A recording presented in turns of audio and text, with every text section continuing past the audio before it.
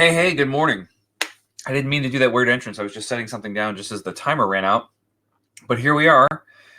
It's Monday. We're back. It's January 11th, 2021. It's a lot of ones today. 1-1-21. 1-1-1-21. But yeah, here we are. Good morning, everyone. I'm glad you're all here. I'm glad we can get started. Kevin Evans, I don't know what to say about last night. I'm sorry that your quarterback cried. I'm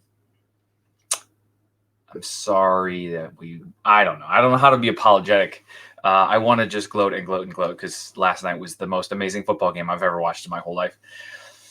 But I'm not a gloater. So happy that they won. Really looking forward to next week and seeing what's going on in Kansas City. So that's that. But what I do want to talk about with more sincerity, Kevin, is I've mentioned to all of you that I'm working on what do we want to call it? I'm working on what's called card breaking, which is people open boxes of baseball cards. Actually, here's an example of baseball cards, right? These are boxes of baseball cards. There are 14 packs in each of these boxes. And the idea during card breaking is that I would actually open these, like they're factory sealed right now. I would open all the packs, and auction off all of the cards not really auction off, but give away all the cards that are in these boxes. And I give them away to the people that win auctions on eBay. So if you are curious about that, or you want to get in, or if Kevin wants to get the Pirates or whatever, you can find them on my eBay, which is, of course, Jeff Blankenberg. Here, I'll post a link. No one should feel obligated to do this at all, but if you're interested in it, or you want to get some cool baseball cards, or just watch the stream and have a dog in the fight or whatever, feel free to jump in there. Let's see, I'm doing...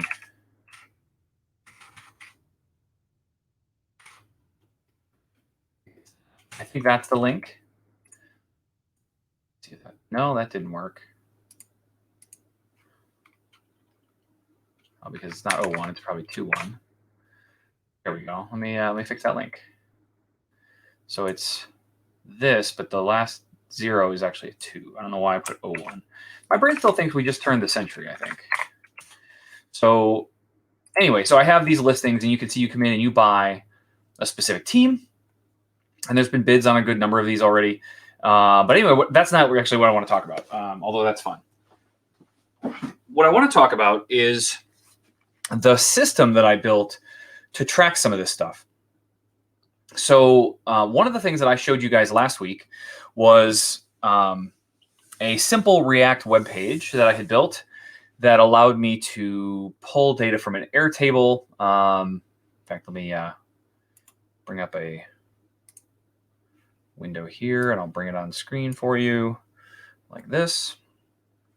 So if I go to Airtable, there were a number of pieces that kind of play into this. Let me find the page. And so if I change this back to the grid view, this is what it normally looks like, right? So I can put each person's name, whoever happened to win that item. I can put their name here as the owner, and then I have a click counter. And what I have here is some stream decks in front of me. And on those stream decks, I have each of the logos of the 30 baseball teams. And so as I push one of those buttons, it's actually pushing a message through if this, then that, logging something into my Airtable, and then my React web page updates and reflects that. What I found, though, is that I'm not actually doing anything with like WebSockets or anything interesting in my React page. It's actually pretty simple. And then I just have a basic meta refresh on the page so that it's just refreshing the page every 5 seconds or something, which is kind of annoying because you get that blink and the reload every time. Good morning, Hawk 2000. Happy New Year to you. And to you, Q311. Good to see everybody this morning. But anyway, so I was getting this weird, annoying not annoying. It's exactly what it's supposed to do. But the page is refreshing every 5 seconds, and I was trying to figure out a way to make this cooler or better. And so as I look at this team counter, I forgot that there are other views that you can do here in Airtable, and one of them is the concept of a gallery. Here, I'll make this full screen.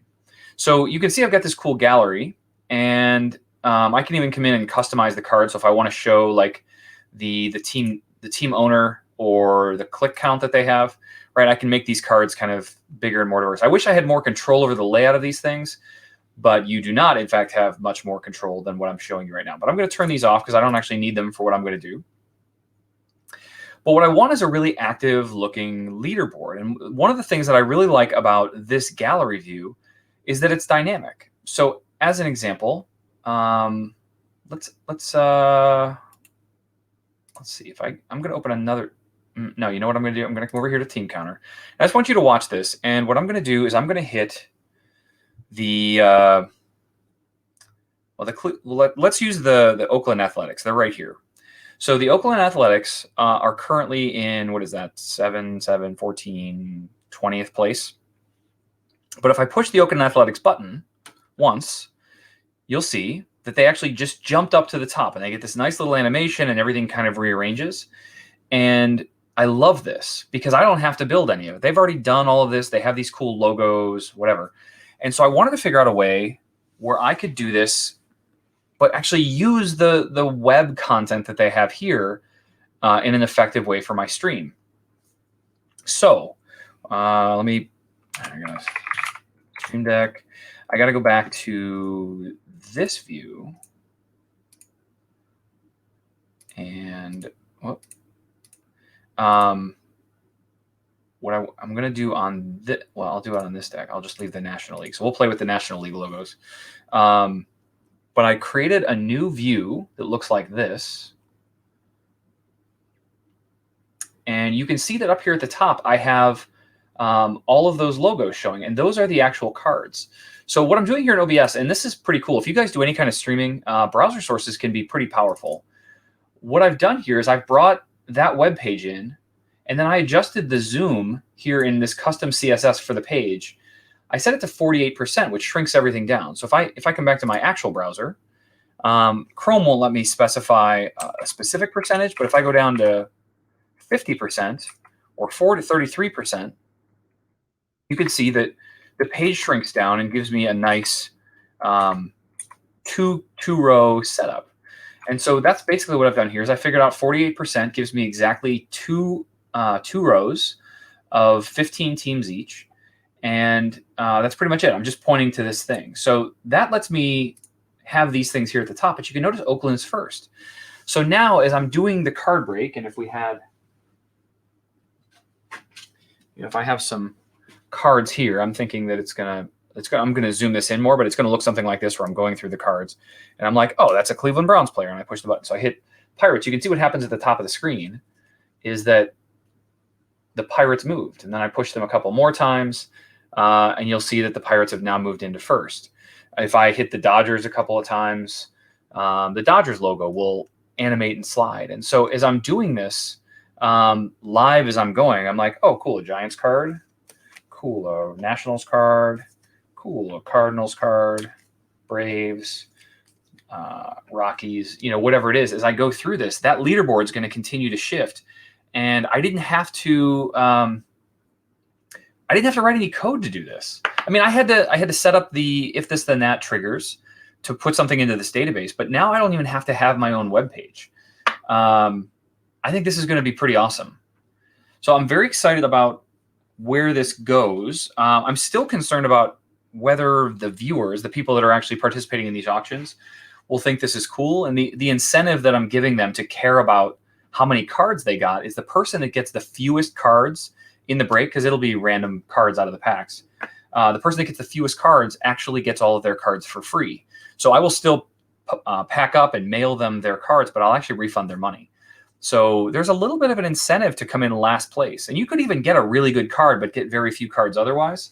So it doesn't mean that it's a total bust for you. But I thought this was kind of a cool thing. So this is something that I played with on Saturday morning because I realized I really like this interface. The downside, of course, with this leaderboard is that you only see position. You don't see counts.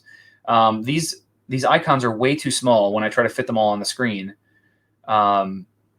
to be able to see any other data. And I've considered going to 3 rows of 10, which is still a possibility. It just takes up more space. And I still want space left to be able to actually see the video of the cards and stuff. But so I'm still playing with this stuff. The break, if you guys are interested in getting into that, will be this Saturday night at 8 p.m. So I'll go live. It'll be here on, well, not here. It'll be on YouTube, and it'll be on Facebook, and maybe Twitter if I'm feeling crazy. But that's the plan. That's what's going to happen here. So I think that's a really cool look. Kind of have this dynamic leaderboard happening at the top, and as I'm pulling cards, I'll just be pushing buttons, and we'll go. So anyway, that's all I wanted to spend on that. What I'd really like to get into today is, what are we doing with the skill that we've been working on? And I have that sitting here behind the scenes. So when we left on Thursday, the last time that we wrote any code for this project, we had just finished up looking at like our stop intent. And filling in some goodbyes. So if I bring my browser back up, well, let's go back to Airtable. Let's get it to a reasonable zoom. Okay, so let's go back to our Airtable and let's look at data. And in here we had speech, and we had welcome, and we had error, and we had goodbye.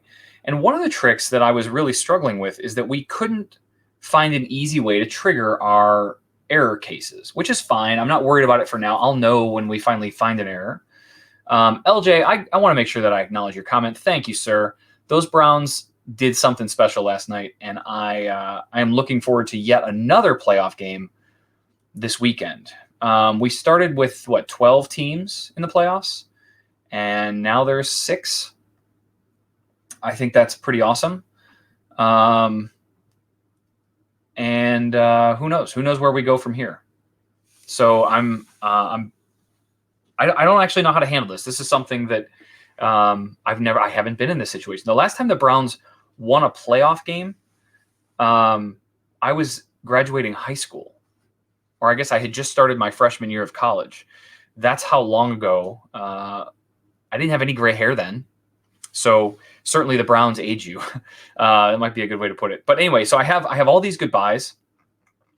I have a decent number of welcomes. I have some error messages, but as we continue to think about what happens inside this skill, as we think about what we want it to do and how we want it to respond, we haven't really built any core functionality yet. And so what I wanted to do is make sure that as I look at this cancel intent, how do I want to handle cancel? Because we kind of separated these out, cancel and help. And I wonder if I shouldn't just, at least for now, replicate the stop intent. Do I want to duplicate the code though, or do I want to I think I just want to call over to it. So what we could do here is we'll just comment that part out. That's how it used to work. Somebody has asked me about this before, so this is a good thing to practice anyway. Let's call this stop intent.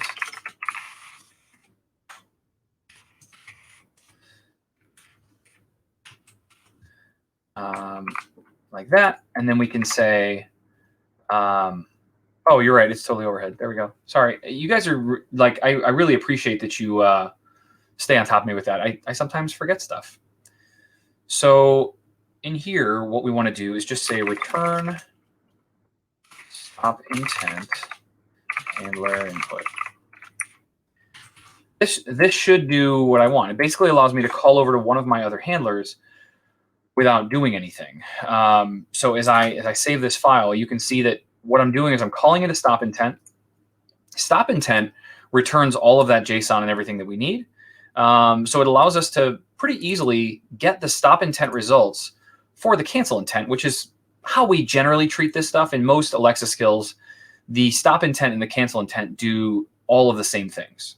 And there's really no reason to separate them most of the time. But I did it because there could be situations in which cancel and stop do mean different things, and I didn't want to lock myself into that architecture. So this at least gives me the luxury of saying, well, just do the stop intent stuff for now. But in the future, if I want to change it, I don't have to like re-architect how I have all of my stuff set up, right? If we look at my index file, I have a cancel intent handler that's looking for the cancel intent, and I have a stop intent handler down here somewhere that is the stop intent. And so they're treated as separate entities. But for now, for maybe ever, I can just call the other one from what we're doing. And so as I look at my help and launch and cancel, I've already realized that one of the things that I really like to do here is to keep my handlers alphabetical. And the reason that I do this is just because as we grow and we add things, it makes it so much easier to find things. RSS, and then these can stay down here. That's fine. Error handler request entered. Yeah, these are okay. But the main handlers, I like to have them alphabetical. So cancel is sitting here. We call into the cancel intent. Cancel intent says, no, actually, I want the stop intent.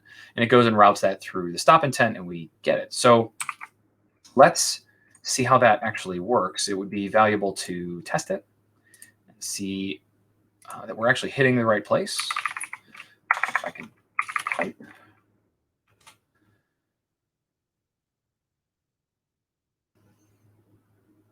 And actually, while we're at this, I have another question for the chat. So anybody in the chat, if you have any perspective on this, I would really appreciate your thoughts. I, as a person, create a ton of content, right? I'm here streaming 5 days a week most of the time, a couple hours a day. On Fridays, I'm going to make it a regular thing to interview somebody. I'm going to be calling on some of you, in fact, that are here in the audience to join me. I'd love to get to know some of you better. And then I also do an Alexa and Friends show on the Amazon Alexa channel, which is an hour interview also. And so it feels to me like there's an opportunity to take some of that content and use it in additional ways. And one of the ways I was thinking, at least for the interviews, right, for the Friday interviews that I do here, and for the Thursday Alexa and Friends shows that I do on the Alexa channel, those feel like they could pretty effectively be a podcast also. So my questions for all of you are, one, should I publish them? The interviews as a podcast. Two, how/where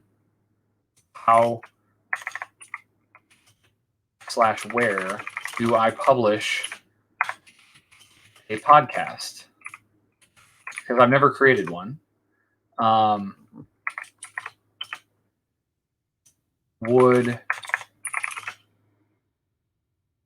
Where do you get your podcasts? So I'd love some answers to those questions. I'm very interested to know, for those of you that listen to podcasts or have created one, do you think that's a worthwhile venture? I mean, I have all of this content, and it feels like it would be interesting to people. I feel like, for the most part, people tune in and kind of enjoy that stuff. Ruians thinks that I should definitely publish in whatever form that I like.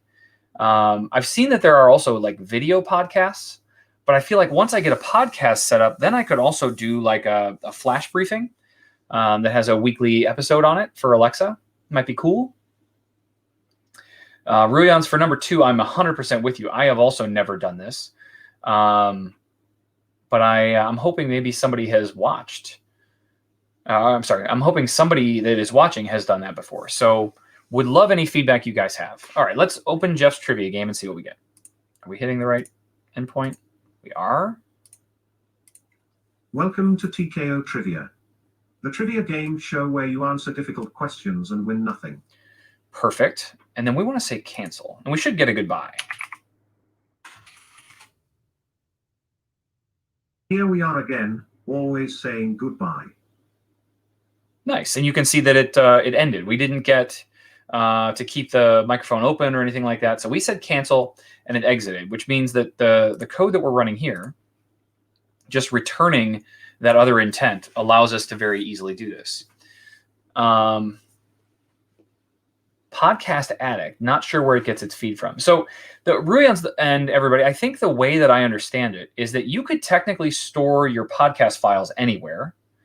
And as long as you have an RSS feed that contains all of those episodes, you can publish it anywhere. Like you can go to Apple or Spotify or wherever and say, hey, this is where my podcasts are. But I don't know that I necessarily want to do that all manually. Like I could create a manual RSS file, put it in an S3 bucket, put all my files in an S3 bucket. But I wonder if, I have to imagine, I've looked, there's hundreds of websites, and I think this is where I'm really struggling, is that there are so many places, because everybody has a podcast now. And I don't want to dilute myself to think that I'm somehow creating something that's new, interesting, or unique. It's just my spin on an interview show, basically. But I feel like there's so many choices and so many people out there trying to make money from podcasters, even though I don't have any money to spend.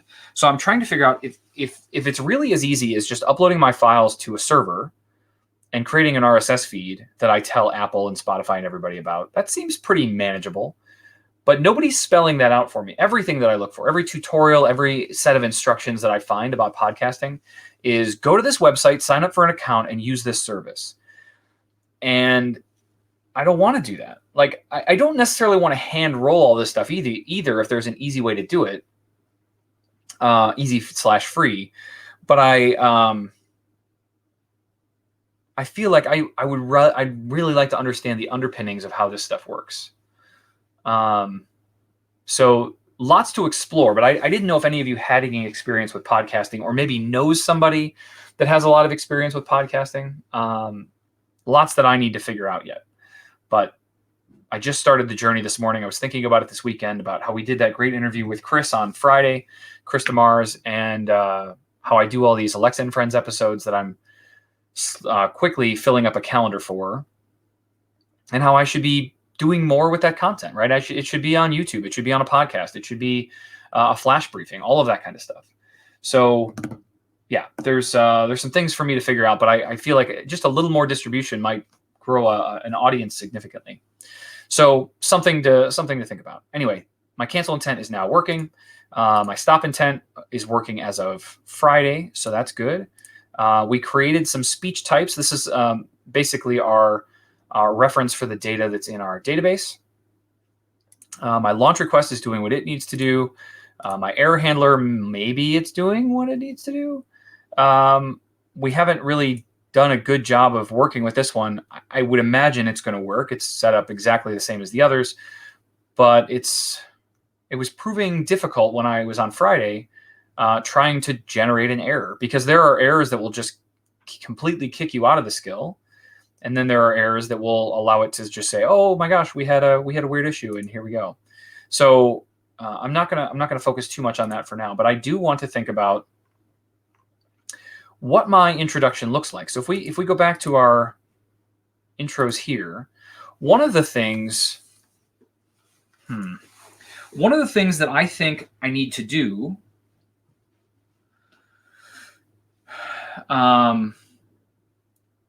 there's some first time experiences that need to be considered when we build a skill. The first time that you come to TKO Trivia, like the way it works right now, I randomly pick one of the 6 things that I have here for a welcome, right? This is TKO Trivia, a trivia game show with 20 different categories that will knock you out. Or it might just say, "Welcome to TKO Trivia."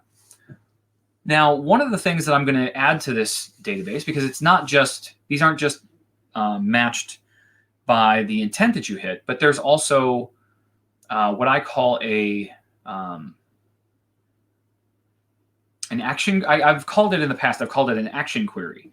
And it's basically a phrased question that is, what do you want to do next? And you can see that in my error messages at the very end, right? What should I do? What would you like to do now? Good morning, Karthik, or good evening to you, sir. Welcome, welcome. So I feel like there's a couple of things that I want to address here. The first is the worst possible scenario is for a person that's brand new to the skill to come in and say, and to hear, "This is TKO Trivia. What do you want to do?" That feels broken to me. It's great for every other time you come to the skill, but it's not good for the first time. The first time, what I want is for you to get some instructions. I want to be very specific about what you hear the first time. And so I've been giving some thought to how I want to handle this. My first consideration is that I create a welcome first, it's a different speech type, welcome first. Another consideration is that I create a flag for this that is for first time. But I think that creates more architecture challenges for me, because then I have to know that that property exists, and I need to change all of my queries to do that. I think here's where I'm headed as we think about this.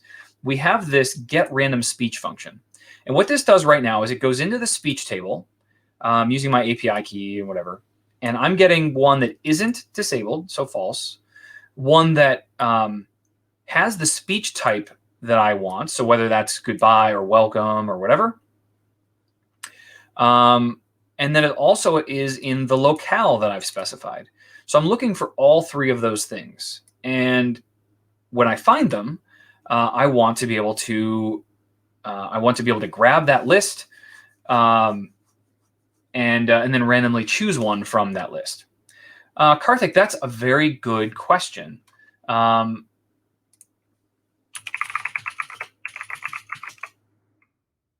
just do this.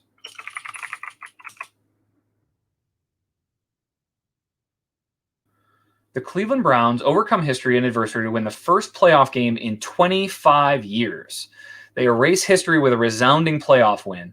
Karthik, I don't know if you're an American football fan at all, but the Browns last week beat their arch rivals, the Pittsburgh Steelers, to get into the playoffs. They had to win to even get into the playoffs. And then this week, because of the way the playoffs were structured, the Browns had to play their rivals, the Steelers, again. And this time they had to play them in Pittsburgh, in the Steelers stadium, so an away game for the Browns. And they destroyed them. I mean, the score isn't necessarily reflective of that, because I think they ended up winning by 12 or 19. But they were winning by 28 points after the first quarter, and it was remarkable and enjoyable and amazing. And so the last time the Browns won a playoff game, I had just graduated high school. I was 18 years old. And so the last time they've won a playoff game on the road is like 50 years ago. So it's absolutely just incredible. Very, very cool day. And Kevin Evans is a little salty about it because he is a fan of the other team that did not win with the crying quarterback. Not to be biased. Don't want to bring my bias here. I respect Kevin. I can appreciate that it was just a football game, and I don't mean to insult Kevin in any way, but I'm so excited. Anyway, so that's why it's a historic day. Oh, it's finally, I think I posted this on my Twitter and stuff, but here, we'll just bring up that image. Go to my profile. This is the Browns colors and stripe behind, but I thought this was kind of a clever graphic. I posted this last night. Oh, you guys can't see that. Why do I do that?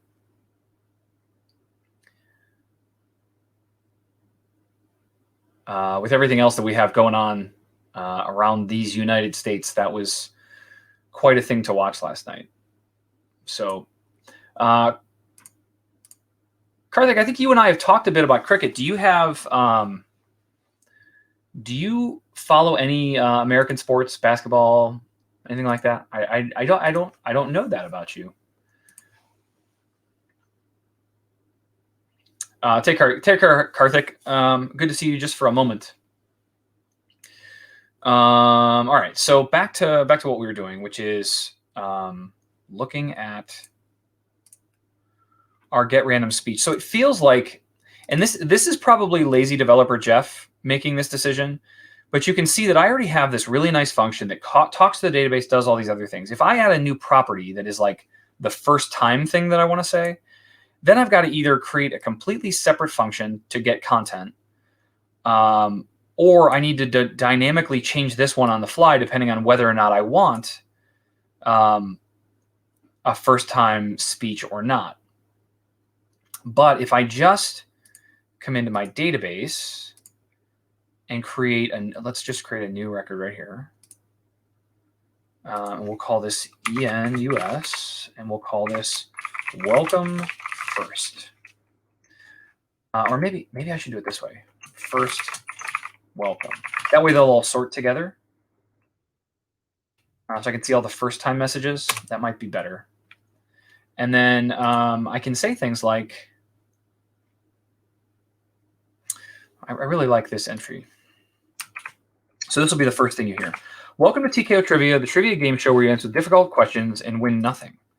In this game, so we're going to be a little longer, a little more verbose here. In this game, not in this game.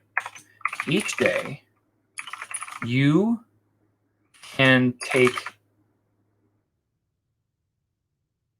play each day. You can play a new 10-question challenge.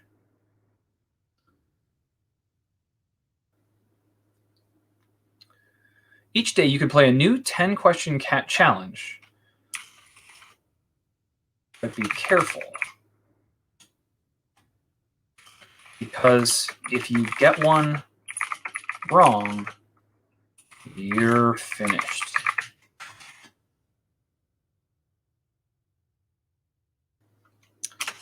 You can also sharpen your skills by asking for a random question or a question from a specific category.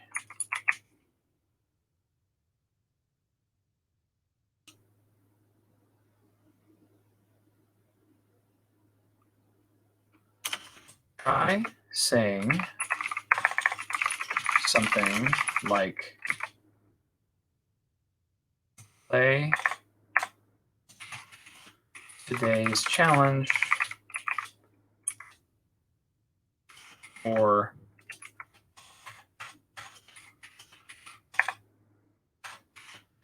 give me a random question. Okay, so you can see we're being a little more verbose here with that specific entry. First welcome. So this is going to be a valuable thing to know. And there's a couple of considerations for how we know this is first. So that's the first thing I'm going to try to address is, and I would love some guidance, advice, opinions on how we approach this, because as we get into this, I need your thoughts on what a first-time user is. Is it? Let's look. If we go back to our code, we come in every time that the user uses the skill, they hit this index file, right? This one here, and we decide what handler to go through. And every time they come in, we hit this request interceptor. This is what grabs the request that comes in from Alexa. And what we're doing here is grabbing their session attributes, grabbing the user, and then setting our session attributes to that user data.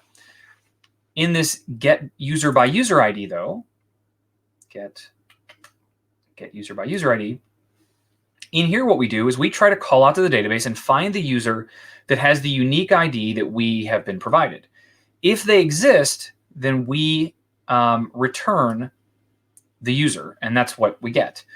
But if we don't, then we have this create user record property that comes back, and we call out to the database, create a new record, get a new user ID, and then return that record. So it feels like I have an opportunity the first time that a user opens a skill, we're going to call this create user record function. And in here, we could inject a new property that is first time. And then that would get passed around. It would be part of our user object the entire time. Where did my request interceptor go?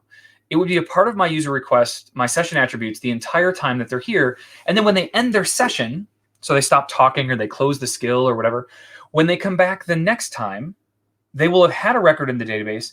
So I will no longer flag their system as first time, and they will then be able to do whatever they want, and they'll get all the randomization content that we want. But this way we can control what they hear the first time when we want to.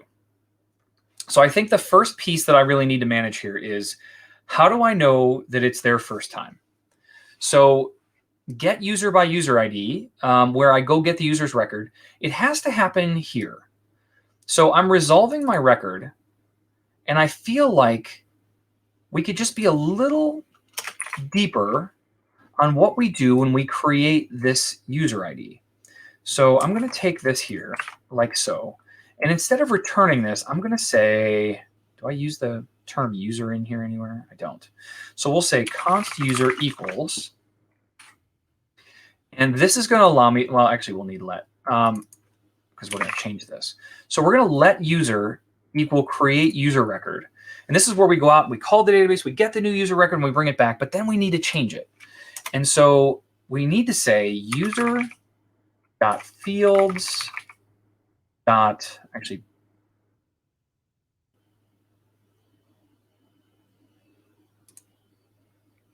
I probably need to await this now. Create user record, and then I want to say user.fields dot is first time. I think I can do this. Equals true. I think I can just do this. So this lets me set a value for user where I create a user record here. I guess maybe I don't need to wait. I don't know. We'll find out here in a quick second. And then we want to return user.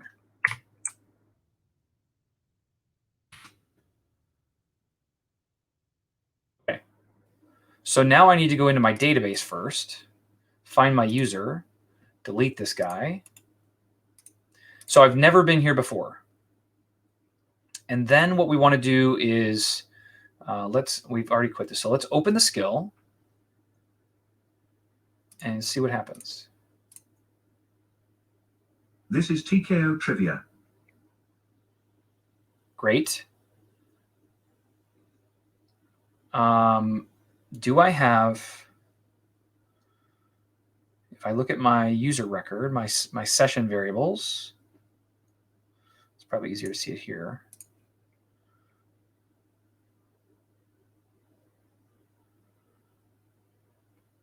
I see nothing about my session attributes. This is TKO Trivia. That's what we said right here. That's great.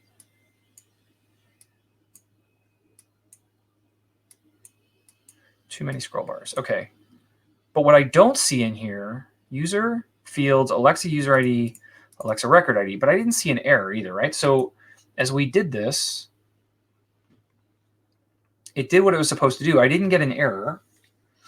Well,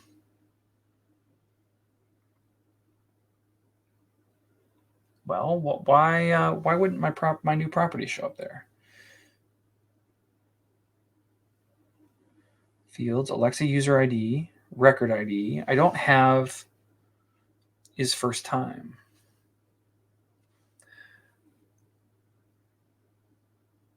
How else could we do this? I don't want to make it a database property because I only ever use it once. I would rather just manipulate and manage this myself. Let's set a breakpoint and see what we get this time. So I got to go back and delete my record. Okay. Let's just refresh the page. And this time, open the game.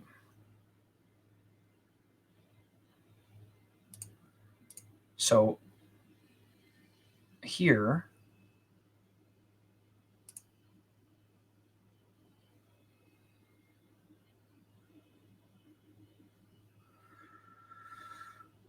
what am I doing wrong? Why does user not have, I don't think I'm using that term anywhere else. What would be the reason? Let's stop this for a second. Do I have, I might have to await this. I didn't think that I did. We'll try. Let's start up our debugging again. Fantastic. And open, oh, and I got to delete my record also. Oh, no record. Great. Open my game. Ooh, it doesn't even like await. There was a problem with the requested skills response.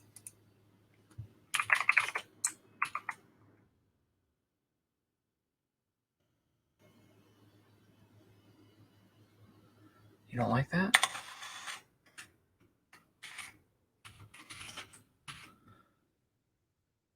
Let's try again.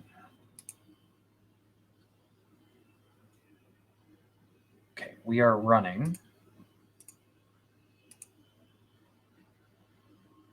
And go. See, user is a thing now. User.fields is first time is true. So I think it was just an await issue. That's great. This is TKO Trivia, a trivia game with 20 different categories that will knock you out. Okay, so you can see now that we have this new property is first time. This only gets created when I actually create your record in the database. So this should only be the first time that you come in. Then I get this is TKO Trivia message. Now it's not actually selecting the first one. It's just still doing the random stuff because we haven't changed anything, but I needed that property to exist. So what I'd like to see now is if I refresh this and I enter the skill again, it should still work just fine, but it should not have that property. Welcome to TKO Trivia. And it doesn't. The trivia game show where you answer difficult questions and win nothing. Okay, so I've created a bit of a situation for myself, but I think we're going to be okay. So I'm adding this is first time equals true. We can get rid of my breakpoint. But now when we're in my launch request,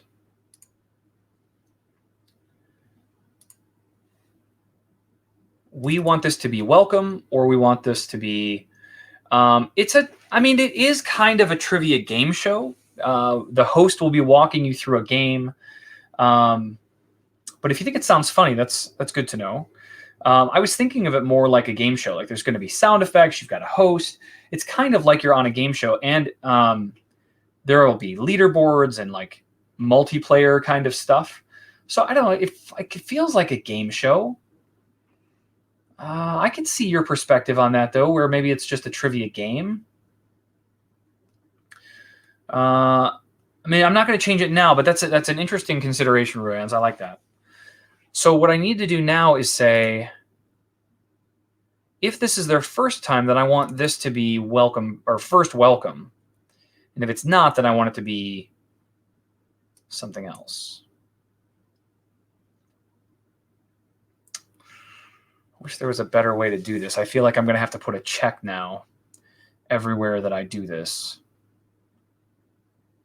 I also need my speech types to be updated. So we'll need a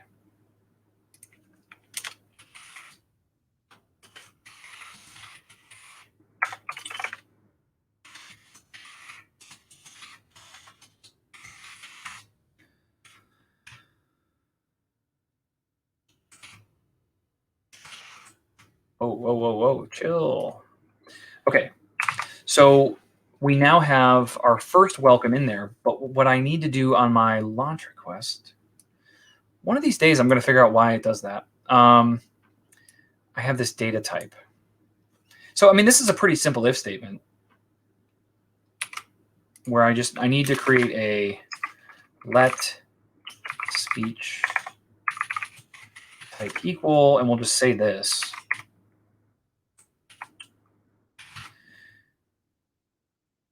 I'm sure at some point I'm going to need, so this will become speech type. I'm sure at some point I'm going to need session attributes for everything. So I feel like if I just get this in my launch request to have it available to us. And then our first bit of logic, and pretty much this whole skill, will be if session attributes dot user dot fields dot is first time, then in that case speech type will equal data dot speech types dot first welcome.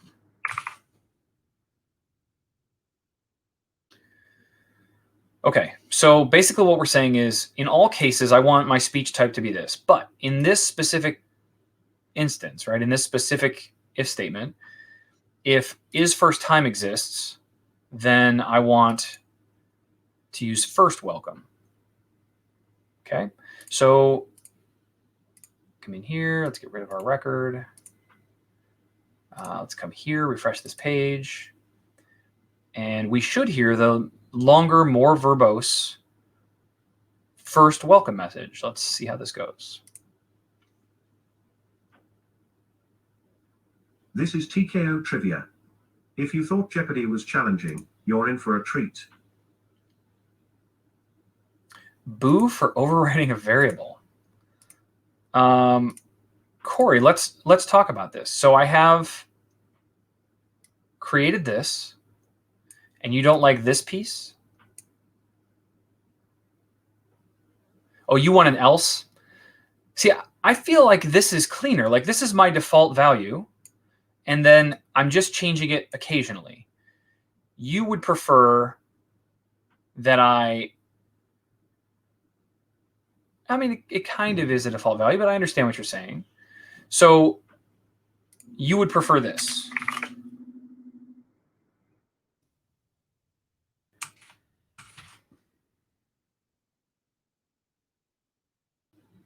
I can appreciate that.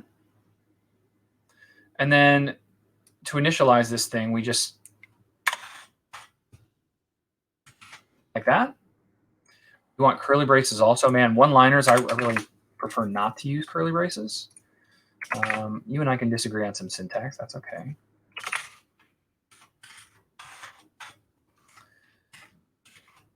Stop the keystroke stuff. It can't be a const because then you can't change it.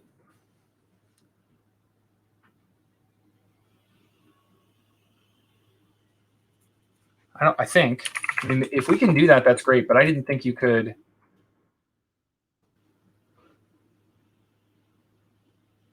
Well, let's just try that.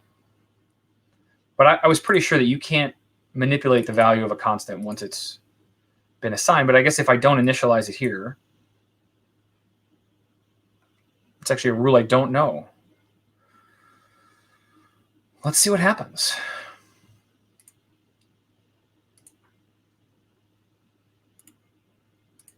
So what would you initialize it to? Would you just empty string it?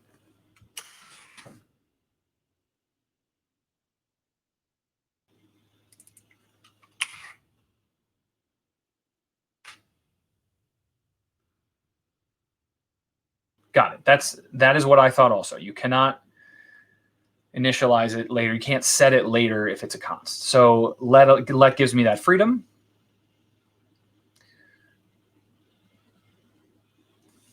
Do you initialize this, or do you just leave this empty like this? And then just assign it inside my if statements?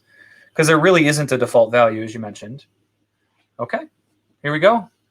I mean, this is one approach that I would use, but I feel like 99.9% of the time, the value is going to be this. So I kind of prefer to just set that as the default value. You try to never reassign a variable name. Okay. I can get behind that. So I think we're good here. Let's make sure everything is fresh and new. No data record, and refresh this page.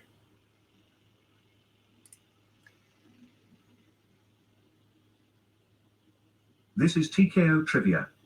If you thought Jeopardy was challenging, you're in for a treat. Oh, and see, we're getting an error. Wonder what our error is. That's the wrong window.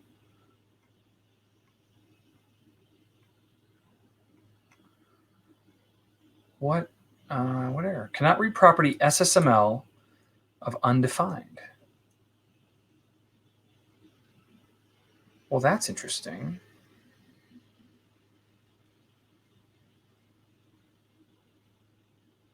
Did I do something wrong with my data?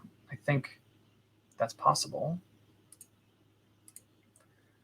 Speech, first underscore welcome. It's not disabled.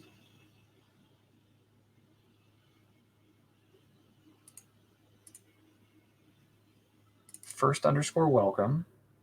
Speech types, first underscore welcome. All of that looks right. Cannot read property SSML undefined. I mean, that, if we open the response interceptor,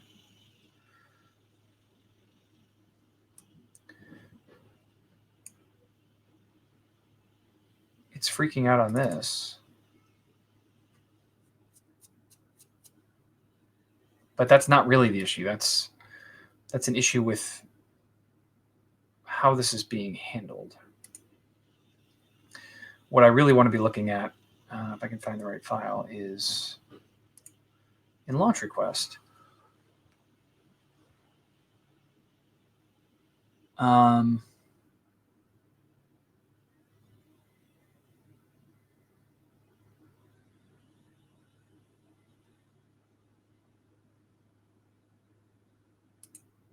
The thing I'm confused on right now is what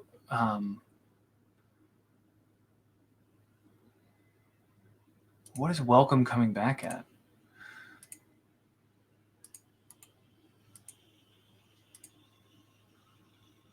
I don't know if it's just puking on this or what the issue is, but we'll get to the bottom of this. So refresh this page, open my game.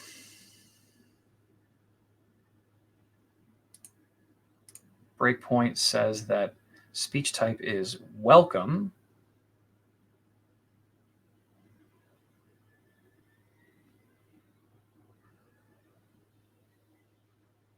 Is first time wasn't assigned. Oh, because I probably didn't delete my user record.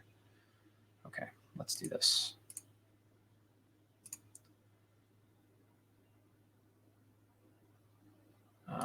Start in the database.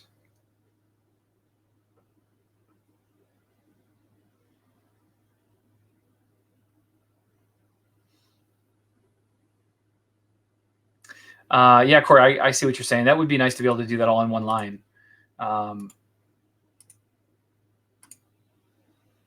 Agreed.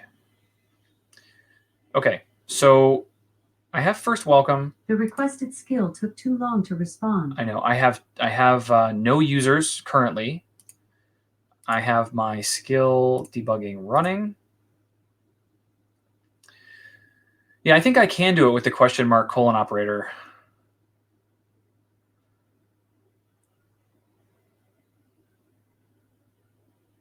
That's not a syntax I have used much. I'd have to look up to make sure I get that right.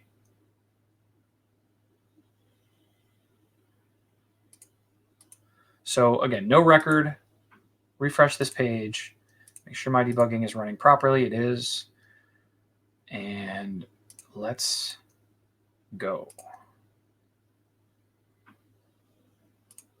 So in this case, I have user fields is first time, which means that here speech type should be first welcome.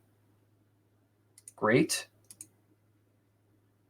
Welcome to TKO Trivia, the trivia game show where you answer difficult questions and win nothing. Each day, you can play a new 10-question challenge, but be careful, because if you get one wrong, you're finished. You can also sharpen your skills by asking for a random question, or for a question from a specific category. Try saying something like "play today's challenge" or "give me a random question." Cool. All right, let's just for some exploration, let's make sure that I get the syntax on this right. I don't use ternary very often.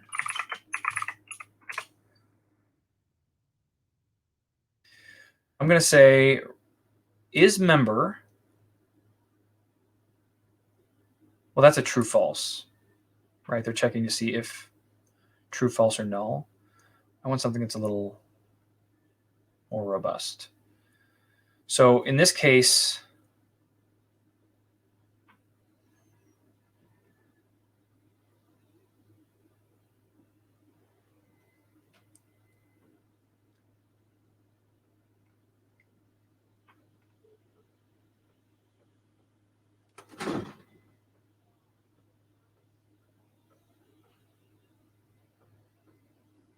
Okay, so we can just do it like this. So I have, in this case, they're saying age is greater than or equal to 21. Then if it's true, beer. If it's false, juice is what we're going to return. So I think we'll just take this line so that we can refer back to it. And okay, so here, what we're going to try to do is we're going to say let speech type equal. This will resolve the true or false.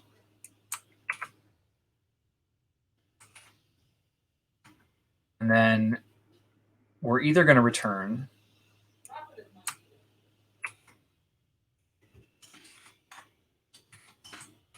that it's true. It does let us use const. That is true. And then otherwise, we're going to do this. Like so. So we can get rid of all of this. Okay. Let's give that another run. We got to clean up a little bit of data. Delete. Refresh. Save my file. That's all good. So let's see if we get that same response now.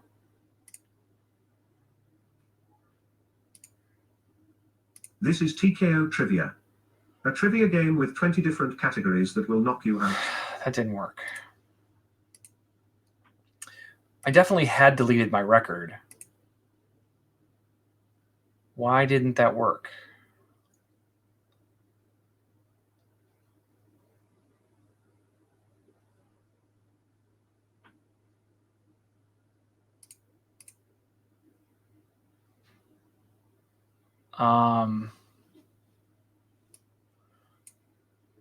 If this is true, give me this. If it's not, well, I don't know how that worked at all, actually, because I put first welcome for both of them. Why? How could that have even possibly given me anything but the first welcome message? Great question, Jeff. Great question. I don't have any idea how that just happened. But that's what coding is. I have no idea why this works every time. Okay. So let's take another look at this. We have, if it's first time, our true case is first welcome. Our false case is welcome. We need to make sure that we don't have a record in the database, which we don't. Let's get rid of all of these. No records. Page has been refreshed. Open the game, and we get an error. Oh, we get an error. Welcome to TKO Trivia, the trivia game show where you answer difficult questions and win nothing. Each day, you can play a new 10-question challenge, but be careful, because if you get one wrong, you're finished. You can also sharpen your skills by asking for a random question, or for a question from a specific category. Try saying something like play today's challenge or give me a random question. So did that just work normally, or did I actually get an error and don't realize it? I think that just worked. I think that did what it was supposed to do. And then if I refresh the page, change nothing, and do this. Welcome to TKO Trivia. I think it's working as expected, everybody. That's great news. I want to try this one more time. I didn't verify my properties last time like I should have.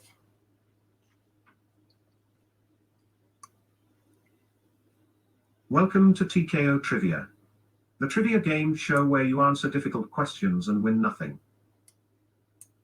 Okay. So you can see that is first time is here. Then I say help or whatever. If I just keep playing. This is the help intent. No, that's not going to work. Unless I only care about it for their welcome message, then it's okay. But I'm not actually persisting this. Interesting. I'm not actually persisting this throughout their first session. How do I want to do that? So I know it when they enter the skill. I know that they're a new user because I just created a record for them and I added it to their session attributes. But the way that I'm handling session attributes, it's fully populated from the database and nowhere else. No problem, Kevin. I'm glad you're here at all. Thank you for being here. But then I'm not persisting it the rest of the way. So I set it as a session attribute.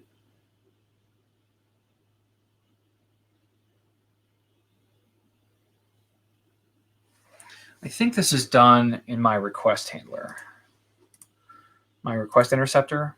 So what I could do here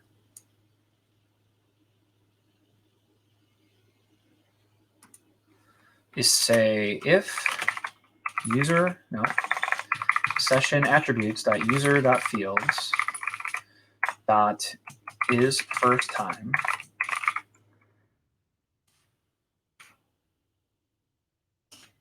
what did we do in the other one?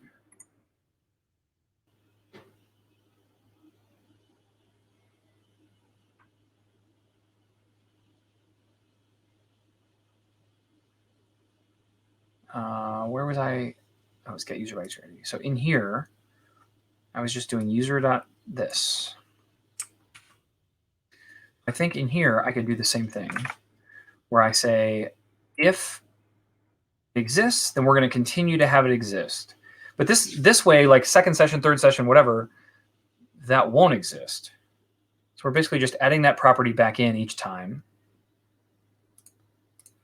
If I delete my record, refresh this page, let's see if it persists now.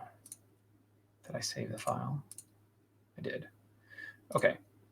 It appears our trivia questions are better than our programmers. Something just broke. I'm so sorry about that. Cool. You could start a quiz or ask for a question. What should I do? Cannot read property fields of undefined in the request interceptor on line 8. Why can't you do that? You should totally be able to do that. Oh, because this.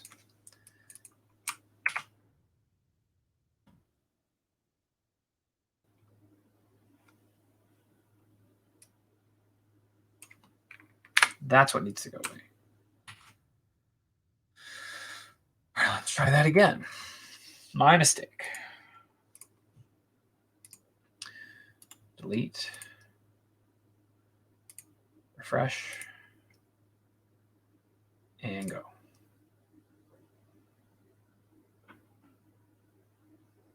Welcome to TKO Trivia, the trivia game show where you answer difficult questions and win nothing.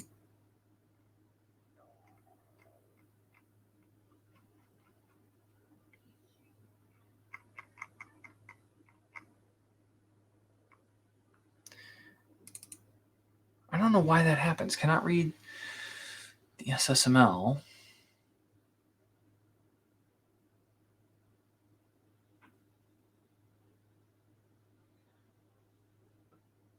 No, I'm confusing myself here. Yeah, no, I agree with you. This is broken. What I actually want to be doing is this. And I don't know why I'm continuing to make this mistake. So when I come through the second time, I already have some session attributes. So what I want to do is say if this exists, if this already exists in their session attributes, then what I want to do is the user record that I just got from the database, I want to modify it. And I want to say user.fields.is first time equals true. This is the exact same thing that we did here, where we get the user record from the database, then we modify this property, and then we return it. So in my request interceptor, I'm doing pretty much the exact same thing. I'm checking to say, does this session attribute exist? If it does, then I want to add it to my user record again before I save it to my session attributes and overwrite all the session attributes that I had from the previous one. This feels right. This looks like the logic that I want to execute.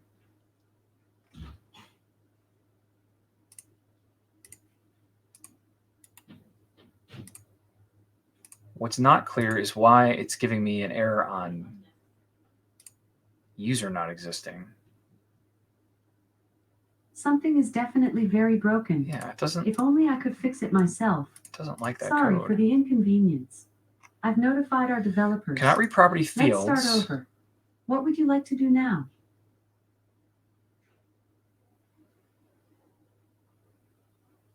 Okay.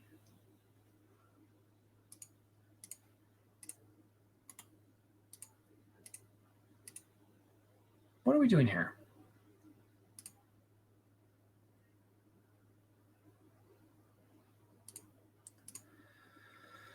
User has fields and has is first time.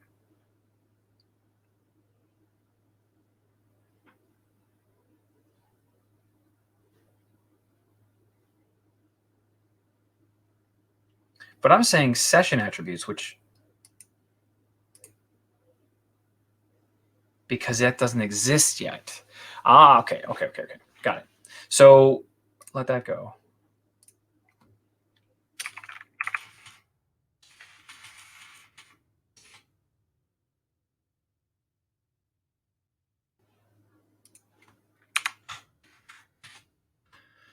Let's do that. Be a little safer about it. I think that is my issue, I think. Let's see if that's... I forgot that session attributes are obviously very empty when you haven't done anything yet. Let's see if now my check works. Welcome to Okay. TKO Trivia, the trivia game show where you answer difficult questions and win nothing. Each day, you can play a new 10-question challenge, but be careful, because if you get one wrong, you're finished. The requested skill took too long to respond. Well, that's fun. I think it was waiting for the previous response. So let's try this again.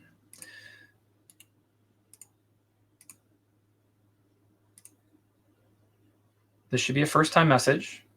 Welcome to TKO Trivia. And it's not. The trivia game show where you answer difficult questions and win nothing.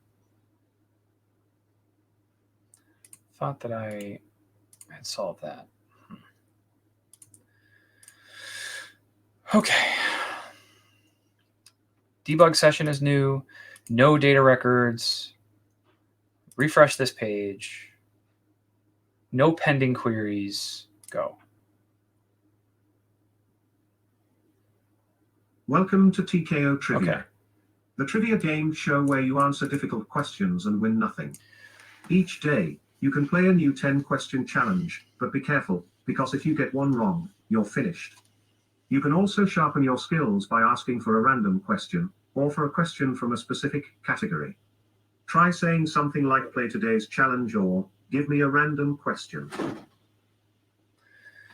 Okay, that's good. We have is first time. Our property is sitting here in our session attributes. All of that is perfect. So now if I say help. This is the help intent. It's not there. It didn't do the thing. Why? Why? Let's look at our logic and see why that might be.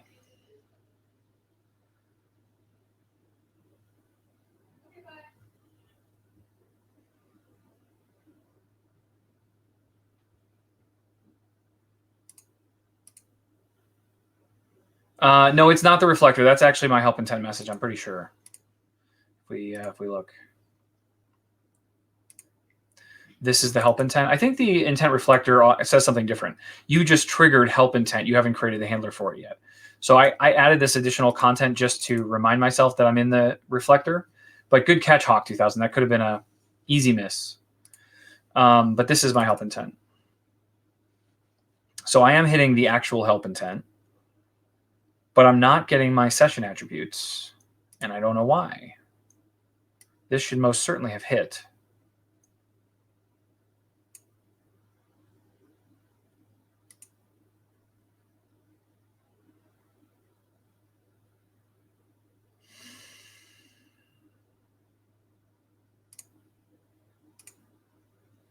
Major Lift, it's going really well. How is it going with you? Let's delete our record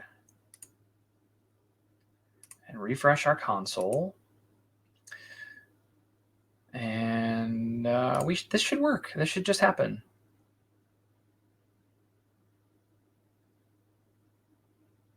Oh, I set a breakpoint. Session attributes exist. User, fields, go.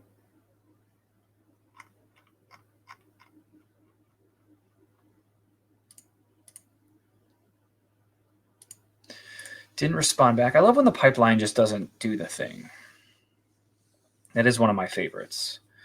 What we're trying to do here is, maybe I just don't care. I actually don't know. This feels like a thing I should really want to know.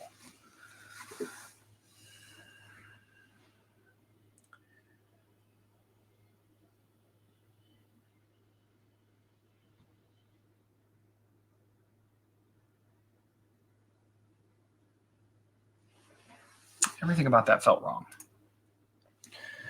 So The requested skill took too long to respond. great. We're going to restart our service.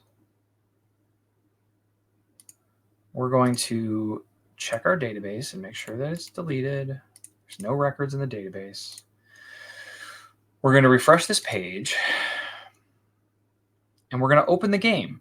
This should 100% every time think that I'm a new user because I've never played this before.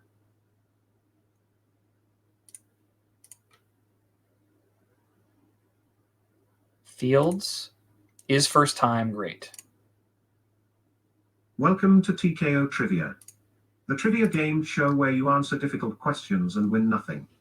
Each day, you can play a new 10-question challenge, but be careful, because if you get one wrong, you're finished. You can also sharpen your skills by asking for a random question, or for a question from a specific category. Try saying something like "play today's challenge" or "give me a random question."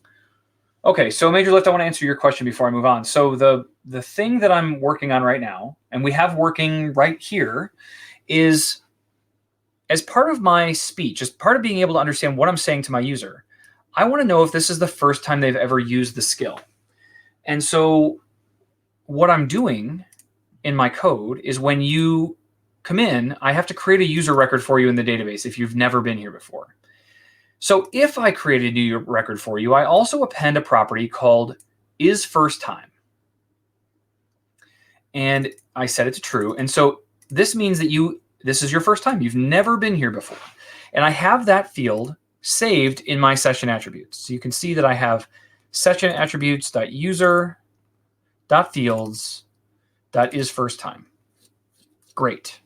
So I have knowledge of the fact that it's their first time here.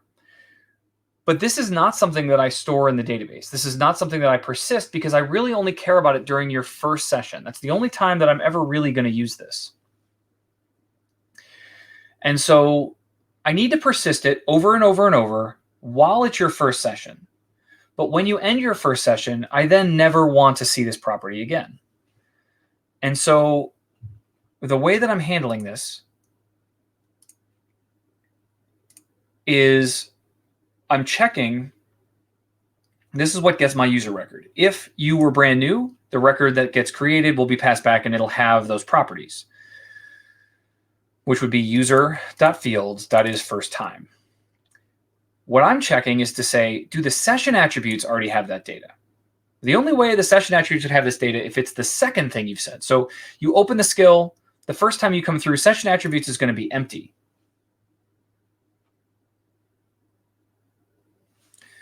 And the second time you come through, session attributes should have user.fields.isFirstTime.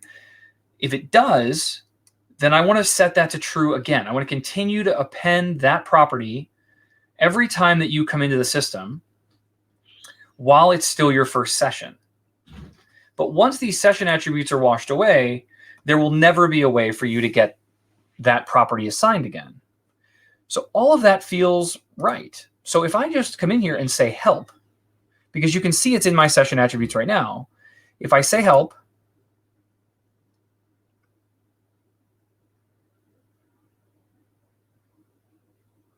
breakpoint, we should see session attributes .user .fields .is first time is true. So we should do the thing. This is the help intent. And so when I look at my session attributes here, is first time has been passed through. That's amazing. Okay, so this now means that so I can continue to say help. Every time that I say help or some other thing where I keep my session open, let's get rid of that breakpoint too. This is the help intent. Every time that I do this now, that property should continue to persist. So I can say help again, and we'll see that this is the help intent. Is first time keeps coming through because I keep appending it. I don't know why that didn't work a second ago, but it's definitely working now. I can do this all day. Talk to any part of the skill. It shouldn't matter. This is the help intent. What I say, I should be able to say repeat. This is the help intent. And every time is first time is true. But now if I say stop. As you wish, jellyfish. You can see that I still got it on this case because they said stop. But now when I open the skill again, because we have closed the skill. This is TKO Trivia. It's no longer game here. With 20 different categories that will knock you out. You can see that it's not here. And every time that we say help. This is the help intent. It's also not here. Okay, so I think we've got that piece working now where I know that it's a user's first session, and I know that I can say things specific to their first time without having to bombard them or have them live at the mercy of random speech, which if you look at this, these are all great intros to opening the skill when you know what you're doing. But when we don't know what we're doing, when we don't know what we want to do, it would be really good the first time you come in to hear this, which gives you a lot more instruction. Now, I can create help content for all of these things. So if the user wants help, ultimately there will be a help system that probably gives them a lot more like the first welcome kind of things. In fact, that might even be the content that I rely on. If they have just come into the skill and their previous action was welcome, we haven't even talked about previous actions in this code, I don't think. But if I look at my repeat intent, what I do here is I just get previous speak and previous reprompt. But what I could do in each of these launch requests is to say that I persist what data type I gave them. And then, or I guess in this case, it would always be like welcome. And then if they say help, then I could use the first welcome to also be my help content. That feels a little lazy and probably not super accurate in what I want to do. But there will ultimately be help content that explains each of the individual pieces that you're playing with. So we'll have to, we're not there now, but I feel like as we build the help system, that's something that we're going to have to consider. All right, so I don't need you right now. Don't need you right now. Don't need you. Request interceptor is good for now. Repeat intent is good for now. Launch request is doing what it's supposed to do. What are some other things that we could easily do here? I have about 20 minutes left. Actually, when is my first meeting today? Mondays and Tuesdays are always really busy.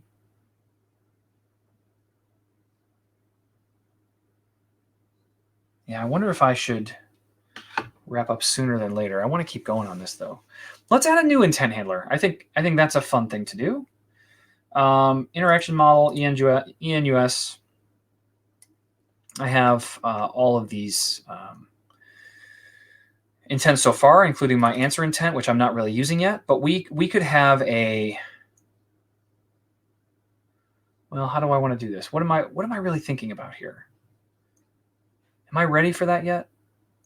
I should probably have like I think the first one that I really need is a question intent.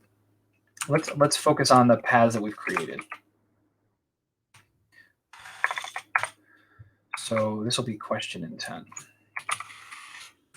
And question intent, actually, let's do this another way.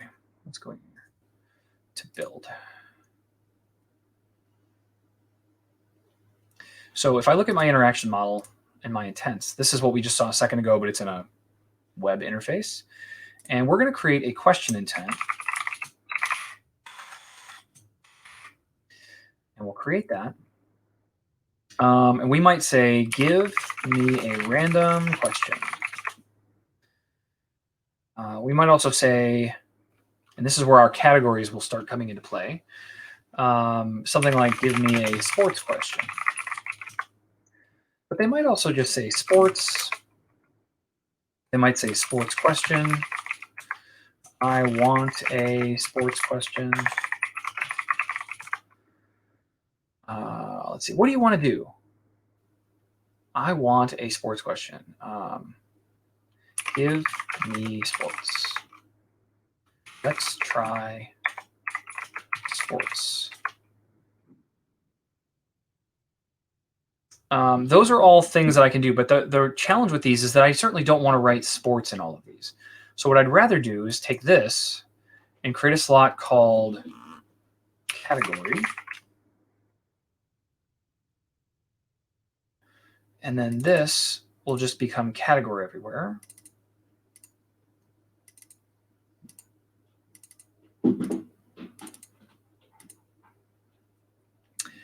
And then this needs a slot type, and I haven't created that yet. So let's come down here to slot types. We'll add a slot type, and we'll call this category. And then we need some values for this. So I have this list of values. We go up here to the old version of this. TKO trivia data category.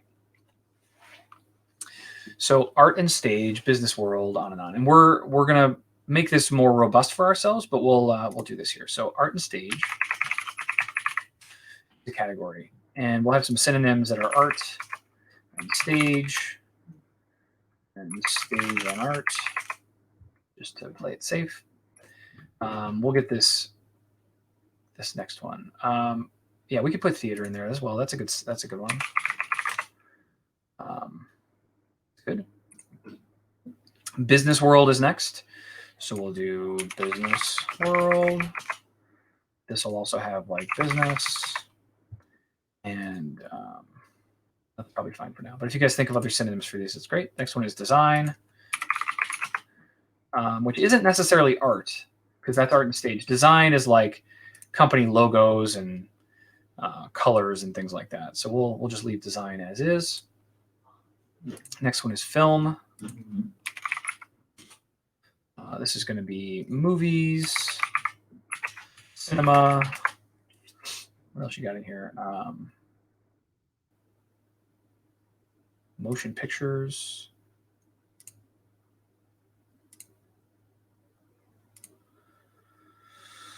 That's probably good for that one. Next category is food and drink. So food, drink, beverages. I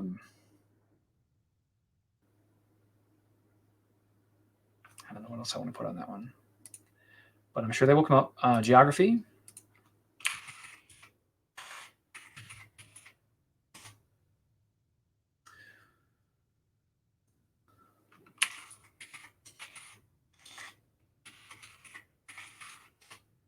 And Karthik's back. That's so glad. I'm actually going to eliminate these. I shouldn't overdo it on the synonyms, but I like places. Places. I'm trying to think of how people would ask for a specific category. Places is good. I'm down with that, Ruyans. Next one is history. And we want IDs for these two so that we can make this easy for ourselves. I feel like the last time that I did this, if we go to developer here, let's look for skills called TKO Trivia because there's a couple of them. Have I deleted all of them? Maybe it's the space. There we go. This one, I want to look at the interaction model for this one and see what kind of synonyms I came up with. Interaction model, come on. Intents, question intent. I guess what I really wanted was the slot type for category. Art, stage, plays, and theater. Business, design, movies and movie. That's probably a good one.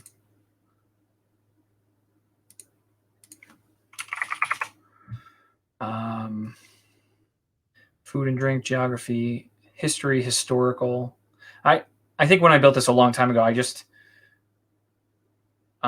you can't easily. I mean, I guess I could come into here, JSON editor, take that slot value. Sometimes doing it from scratch feels better.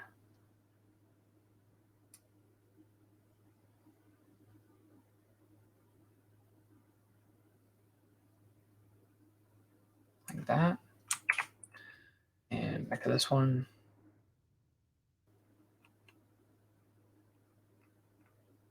How much of that did I copy? The whole title and everything? Yeah.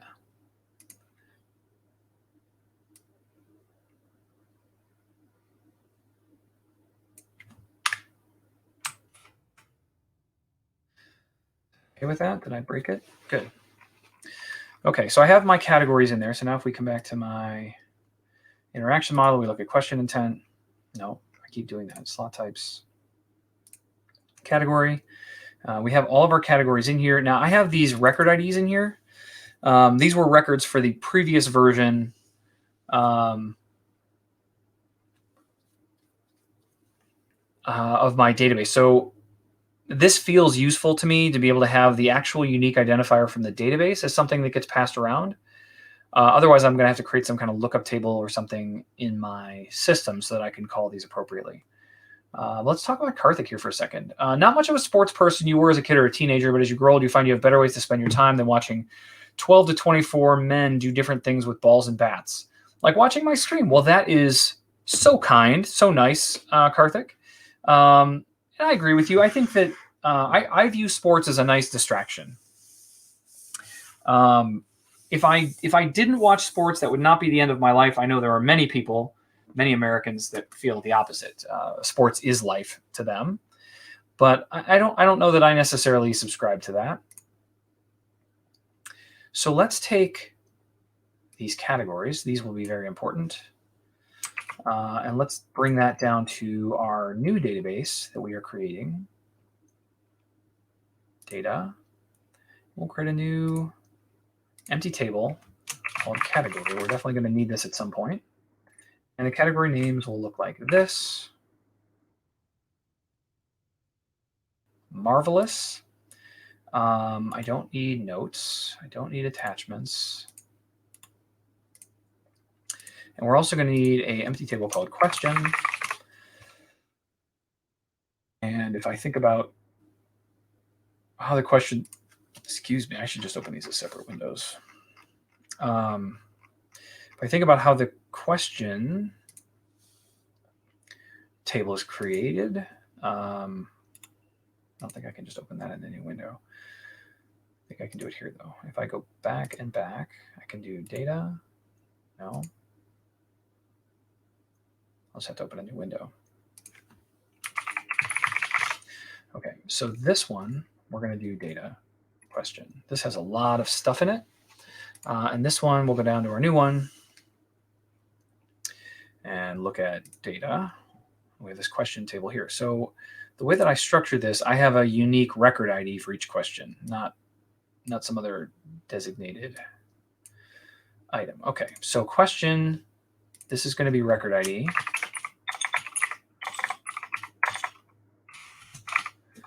Which is going to be a formula.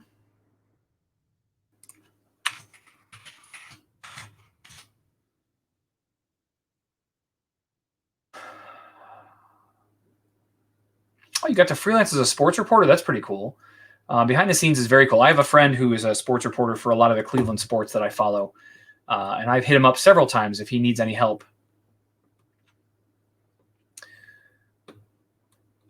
Maybe you just like the stuff associated with it. I spy a football helmet on your shirt, and more than once I've heard about your baseball cards in future openings. Yeah, no, I mean, I love sports, but on the same token, if you took them all away, I would find another way to fill my time. For sure.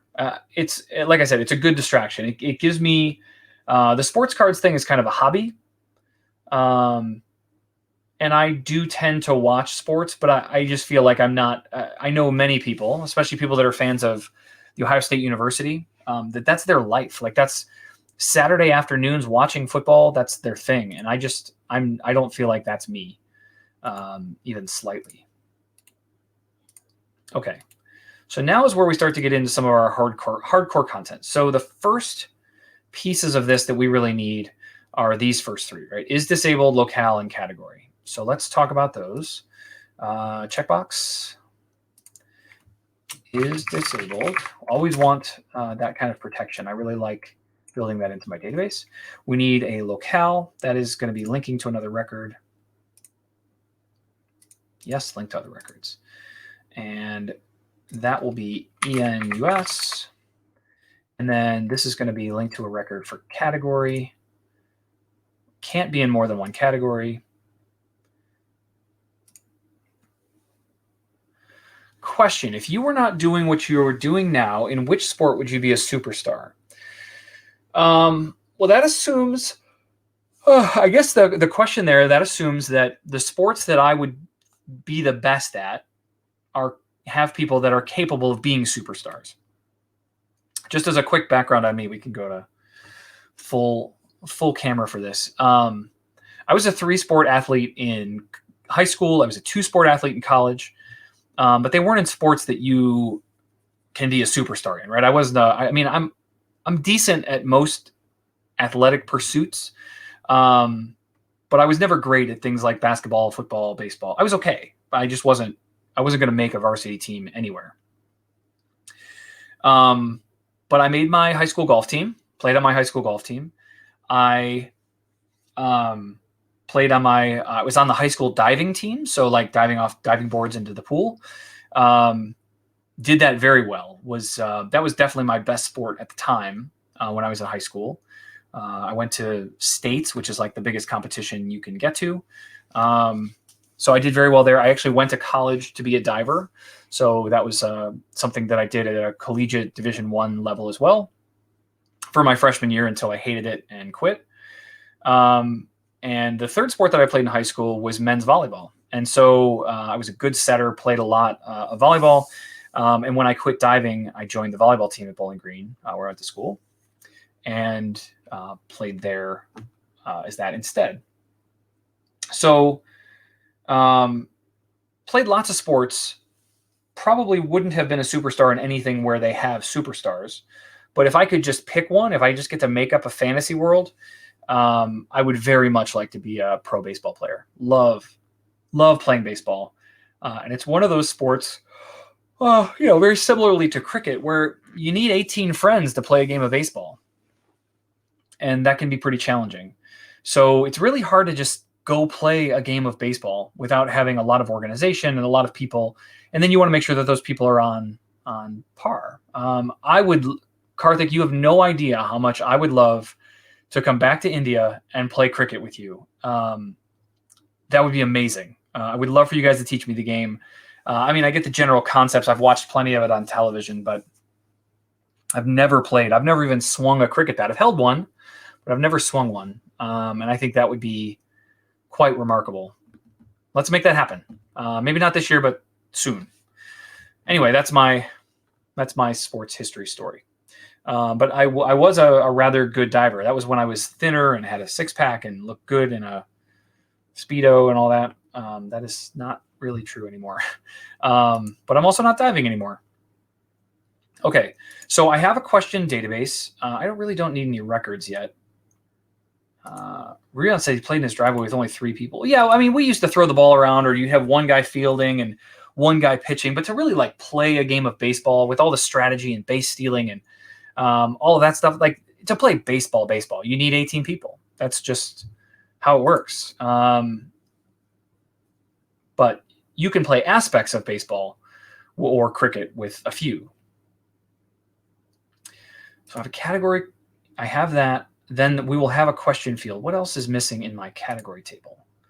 A count. Okay, we could do that. This is just a count field where we're counting the number of records that are in the question table. That's kind of fun. We could do that. So do they still have that count field? They do. Only include, no, I just want this. All right, take care, Karthik. Thanks for being here, man. So we're going to say, we'll call this question count.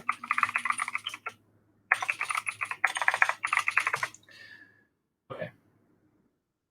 So this will show me all of the questions that are assigned to this category. I don't even really care to see this. We'll just hide it. It still exists, but we're hiding it.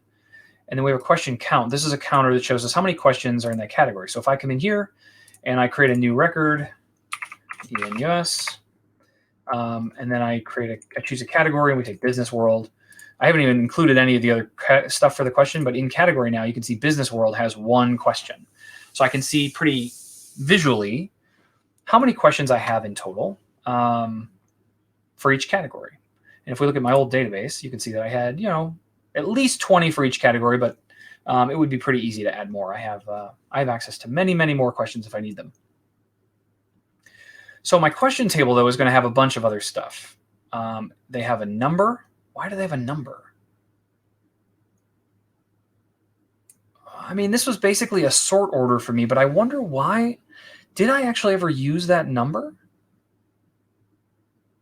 What would I have used that for? Because I have a unique identifier.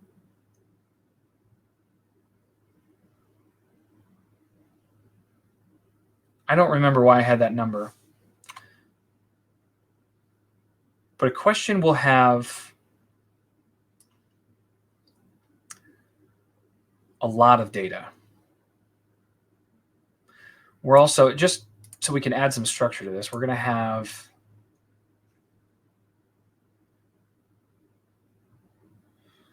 let's see, if we create an empty table, we're going to have one called event. And there will be a daily event. So this should be, this should be a date and a time, 12-hour GMT. Let's do friendly. Wish they'd show the day of the week too. That'd be pretty cool, but that'll work. Save. And let's say our first event is going to be January 12th. We could say it's going to be at noon. So that's GMT noon, but it's still there. And then these fields go away. I really need to go, don't I? 11:40 already. All right. You can tell that I want to work on this and I don't really want to go to all my meetings, but I'm going to have to do that eventually. And then I had an event question table because I need very specific orders and things to how these work. Very interesting how that's all broken. So we will have an event question table. This is the questions that live in the event and the order that they live in and all that. And then records for each user that participated in that event. But we know that we're going to have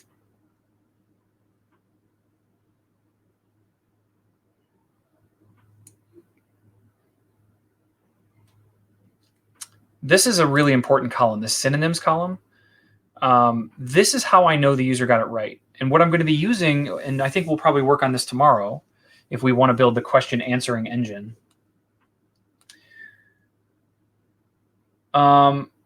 Major Lift, it's weird. I keep telling it to be science and technology, and I have something in my deployment chain that keeps changing it to talk shows and podcasts. I'm not sure why it's doing that. But I was fighting with it again this morning. I don't know if it's something that StreamYard is doing for me that I made a choice, or if it's something that is, I'm not sure. But when I go to Twitch, here, we'll do this because we're going to leave, so I want to go to this anyway. When what I do is I come into edit stream info before each session. And in here, I change this every single time to science and technology. Hit done. And that should update my stream info. And it did. You can see that that is now changed. I don't know if that changes my category live as I'm going right now. But the next time that I go live, it will change it back to talk shows and podcasts again.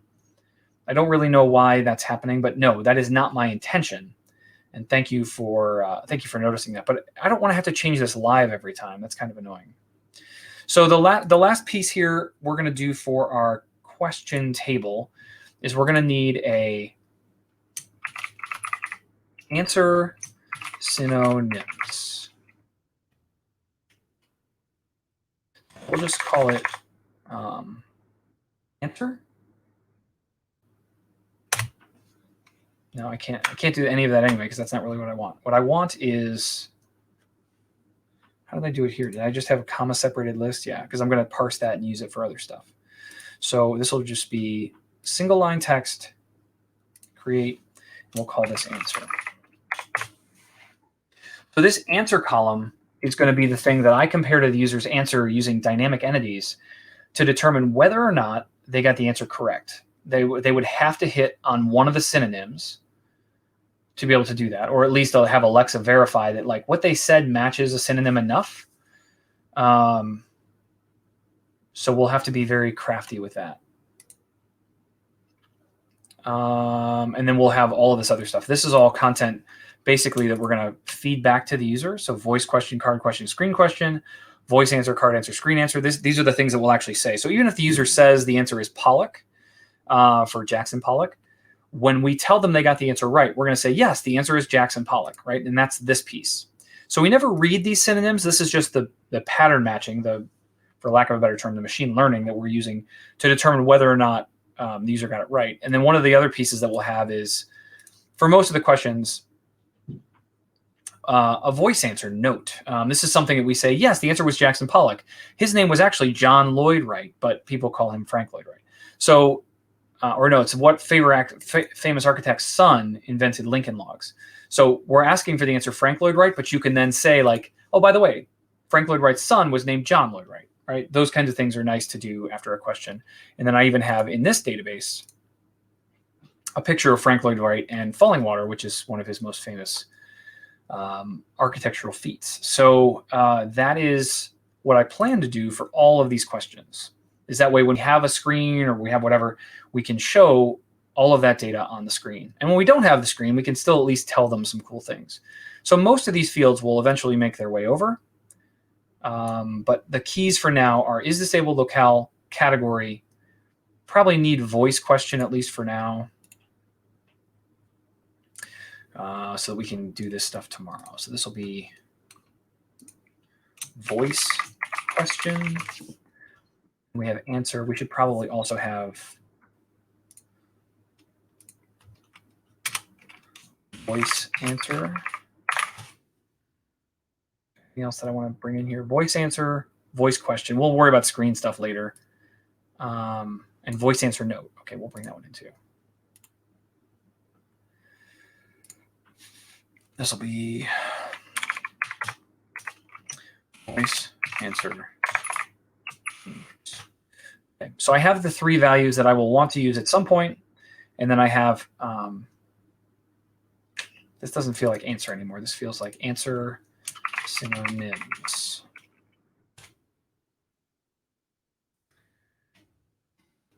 I think that's good for now. Okay, let's go see who's streaming. Raid a channel. All right, yeah, let's go raid her. This is a girl that plays a lot of cool games. I follow her on TikTok too. She's pretty funny. So let's start her. She's got 350 people watching her. That's almost that's incredible. Okay. So we'll send our measly number of people over there compared to her.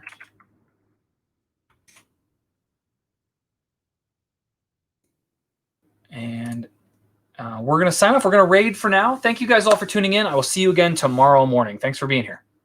Bye. Maybe not. Let's do thunder. Hopefully it hits.